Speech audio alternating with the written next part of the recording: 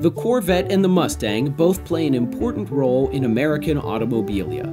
Both are bastions of car culture, attracting big crowds at auto shows. But of the two, the Corvette has the hardest job. No other car has so much national pride attached to it. Because somewhere along the line, we as a country decided that the Corvette had to be the best car made in America. It had to be the coolest, most advanced, and especially fastest car we built. Except for that one time, that was a Buick. But for years, Americans took solace in knowing that even if every other car we produced was junk, we could at least look to the Corvette and say, "We made this. This is the heartbeat of America, and it goes fast." But all that history and heritage comes at a price. You can get pigeonholed into a formula because you don't want to alienate all of the middle-aged white guys who buy Corvettes that were raised on big block Chevys and Wonder Bread. In their minds, all of the best cars have a big V8 engine connected to a manual transmission that drives the rear wheels only, and they think that should never change. Can you imagine the uproar when the government inevitably makes gasoline illegal and the Corvette has to switch over to electric power? I mean, people were outraged enough when the taillights switched from being circular to squarish. The Corvette also has a very precarious balance between performance and affordability. It has to drive like a Ferrari, but cost less than your failure of a daughter's college fund.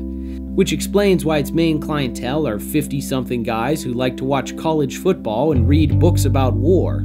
While very few young people dislike the Corvette, a lot of them just see it as a really nice sports car for grandpa.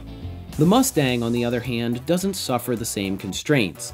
It's a sports car for everyone, from the V6 automatic high school special all the way up to the terrifying Shelby GT500. Ford has always been willing to try new versions of the car, even if they don't work out. And that's why I'm so excited about the 2015. Yes, it's got the standard V6 and 5.0 V8, but Ford is also taking a gamble on a turbo 4-cylinder, an EcoBoost 2.3-liter similar to the one in the Lincoln MKC. Now, pony car purists may hate the idea of a 4-cylinder Mustang, but it's not like Ford has never tried it before. In fact, Ford has tried all sorts of weird stuff with the Mustang, making it big, small, square, round. Heck, they almost made it front-wheel drive, but changed their minds at the last minute. Instead, they named the resulting car after a medical procedure.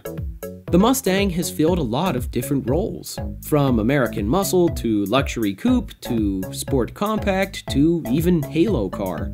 Basically, the only rule is, don't make another Mustang 2.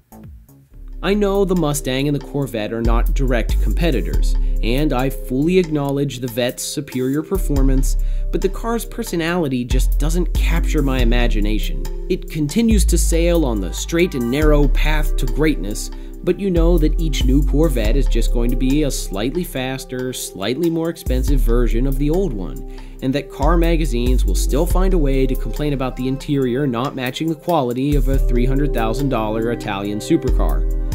As for the Mustang, it continues to roam a price range as wide as the open West itself, inviting buyers from all walks of life.